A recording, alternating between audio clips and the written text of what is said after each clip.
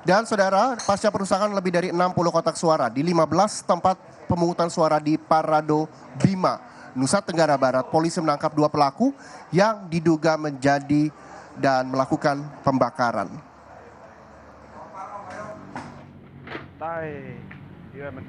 Dalam kejadian perusakan dan pembakaran di TPS, ada 102 kotak suara yang berhasil diselamatkan dan telah diamankan di kantor KPUD Kabupaten Bima. Polisi menangkap 2 orang yang diduga melakukan pembakaran. Sementara surat suara yang rusak tengah dicek apakah dokumen yang bisa diselamatkan tersebut bisa digunakan atau akan dilakukan pemungutan suara ulang. Dinamika perkembangan pemungutan suara, ya adanya peristiwa yang sudah kami dapat antisipasi dengan mengamankan 2 orang terduga pelaku. Itu yang pertama.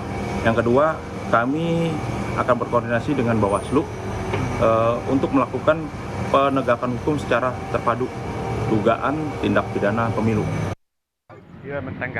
Sebelumnya, sekelompok orang memaksakan perubahan jadwal perhitungan suara saat proses penghitungan berlangsung di 3 TPS. KPU dan Bawaslu tengah mempertimbangkan kemungkinan dilakukan pemungutan suara ulang atau pemungutan suara susulan di TPS yang mengalami perusakan. Nanti kami akan sampaikan keputusan dalam bentuk surat keputusan, apakah tindak lanjutnya pemilu lanjutan ataupun pemilu susulan. Saya kira juga Bawaslu punya kajian ya untuk mengkategorikan ini apakah masuk PSU atau tidak. Kalau kami lihat ini yang dilanggar bukan tata cara prosedurnya, tetapi ini murni force majeure ya, karena kondisi kedaruratan akibat kerusuhan. KPUD Kabupaten Bima merinci 17 TPS di 4 desa yang mengalami kerusakan. Fitri Rahmawati, Kompas TV Bima, Nusa Tenggara Barat.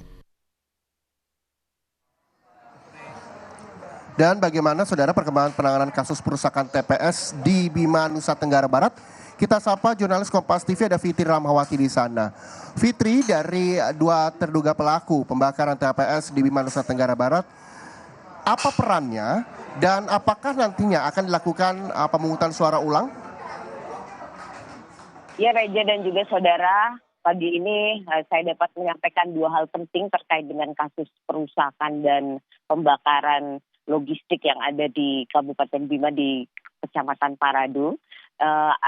Informasi pertama dari Kapolres Kabupaten Bima yaitu AKBP Eko Sutomo yang menyampaikan bahwa 2 terduga pelaku memang sudah diamankan di Polres Kabupaten Bima dan keduanya masih dimintai keterangan secara bertahap.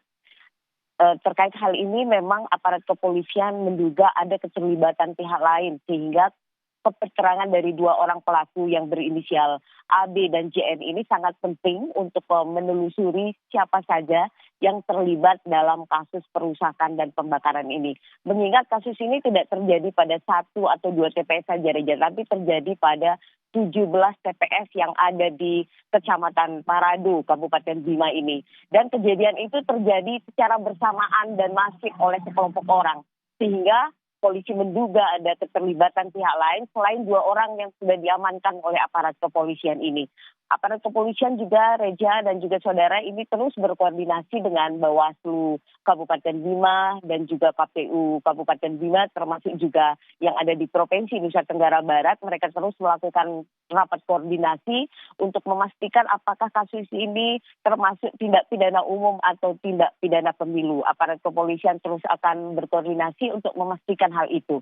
Dan informasi yang juga kami peroleh dari Bawaslu Provinsi Nusa Tenggara Barat yang juga terus berkoordinasi dengan Bawaslu di Kabupaten Bima dan KPU Kabupaten Bima, mereka juga telah melakukan rapat koordinasi secara bertahap dari kejadian sampai tadi malam untuk memastikan apakah kondisi atau kejadian yang terjadi di Kecamatan Parado ini termasuk tindak pidana pemilu atau dikaitkan dengan tindak pidana umum juga.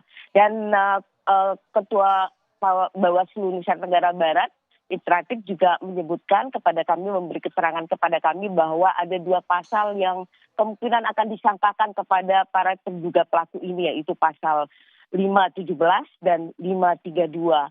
tindak pidana pemilu yang masing-masing ini hukumannya bisa sampai 5 tahun dan denda 60 juta. Inilah yang sekarang sedang digodok oleh aparat kepolisian dan juga KPU Kabupaten Bima dan juga Bawaslu untuk memastikan tindakan yang tepat terhadap para pelaku ini. Dan yang paling utama, Reja, adalah bagaimana memastikan bahwa pelaksanaan pemilu 2024 di Kabupaten Bima serta sampai perhitungan suara bisa terlaksana dengan baik.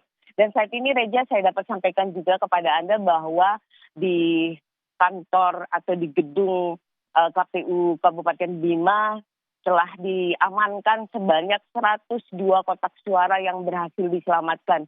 Karena 63 kotak suara yang habis terbakar dan tidak bisa diselamatkan lagi. Ini merupakan rincian dari 170 kotak suara yang ada di 3 desa yang ada di Kecamatan Paradu ini. Dan ada 102 kotak suara yang berhasil diselamatkan serta sejumlah logistik lain. Ini yang juga akan dipastikan apakah nanti dari hasil rapat koordinasi ini akan dilakukan pemungutan suara ulang atau ada hal lain tindakan lain yang bisa dilakukan untuk menyelamatkan dari surat suara atau hasil pencoblosan yang dilakukan di Kecamatan Paradu, Kabupaten Bima ini, Reja.